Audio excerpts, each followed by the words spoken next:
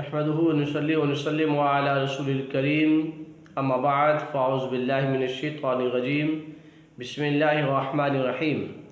नाज़रीन, आज आपके सामने एक मसले का जवाब पेश करना है।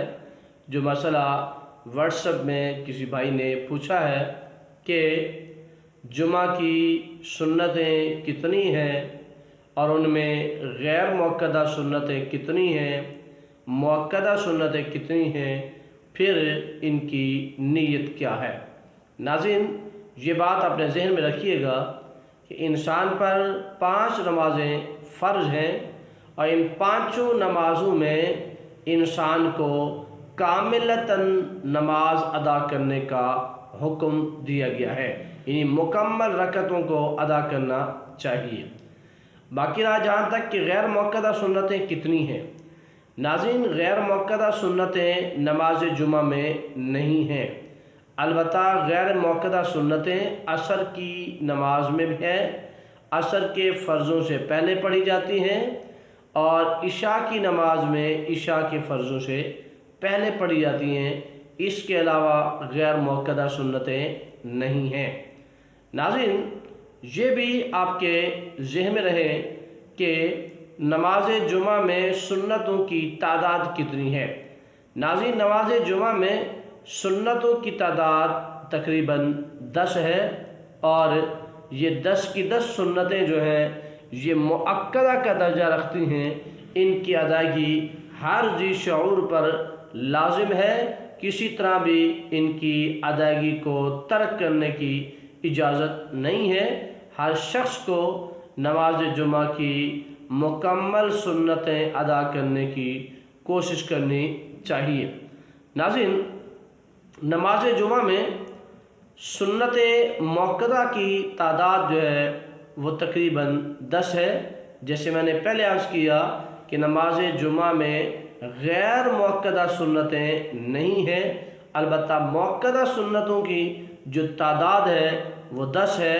और जिस तरह कि फ़र्ज़ से पहले 4 सुन्नत अदा की जाती है, फिर फ़र्ज़ के बाद 4 सुन्नत अदा की जाती है और फिर इन 4 सुन्नतों के बाद दोबारा 2 सुन्नत अदा की जाती है, तो इस तरह से ये तरतीब बताई गई है कि नमाज जुमा में कितनी सुन्नतें हैं। नाज़रीन, ये भी आपके जहन में रहे कि नमाज जुमा में जो सुन्नतें अदा की जाती हैं ये मुअक्कदा हैं, इनको किसी तरह तर्क करने की इजाज़त नहीं है।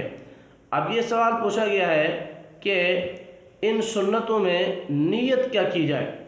नाज़रीन, इसका तरीक़ाकार ये है कि आम नमाज़ों में जैसे हम नीयत करते हैं उसी तरह नीयत कहेंगे, बस एक लफ्ज़ का इजाफ़ा यहाँ कहेंगे कि अव्वल जुमा, यानी अगर आप फ़र्ज़ों से पहले 4 सुन्नतें पढ़ रहे हैं तो अव्वल जुमा कहकर ये 4 सुन्नतें अदा फरमाएंगे, और अगर फ़र्ज़ों के बाद अदा फरमा रहे हैं तो बाद जुमा कहकर ये नमाज अदा फरमाएंगे। इस तरह से जो है आपको इल्म हो गया कि इंसान जब नमाज जुमा अदा करने आए तो उसे ये इल्म होना चाहिए कि नमाज जुमा से जो पहली सुन्नतें हैं वो जो है मुअक्कदा है, उनको अदा करना लाजिम है। इसी तरह नमाज जुमा के बाद की जितनी सुन्नतें हैं उनको भी अदा करना लाजिम है। बाज़ लोग हमारे यहाँ नमाज जुमा की पहली 4 सुन्नतों को अदा कर लेते हैं और फिर फ़र्ज़ों को भी अदा कर लेते हैं और बकिया नमाज से कासिर हो जाते हैं। तो उनको ये ज़हन में बिठाना चाहिए कि जिस तरह फ़र्ज़ की पहली 4 सुन्नतें मुअक्कदा है, इसी तरह फ़र्ज़ों के बाद जो 6 सुन्नतें हैं वो भी मुअक्कदा हैं, किसी तरह छोड़ने की इजाज़त नहीं है। अब रहा ये सवाल कि इसकी नीयत क्या की जाए।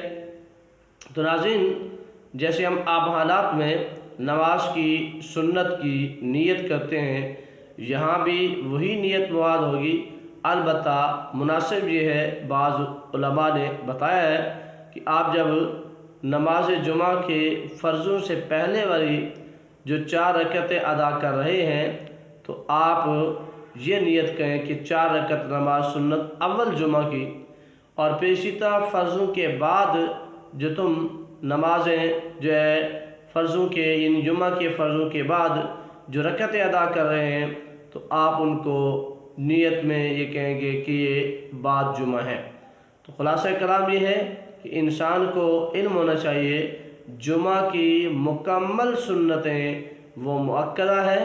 اللہ تعالی ہمیں سمجھنے کی توفیق عطا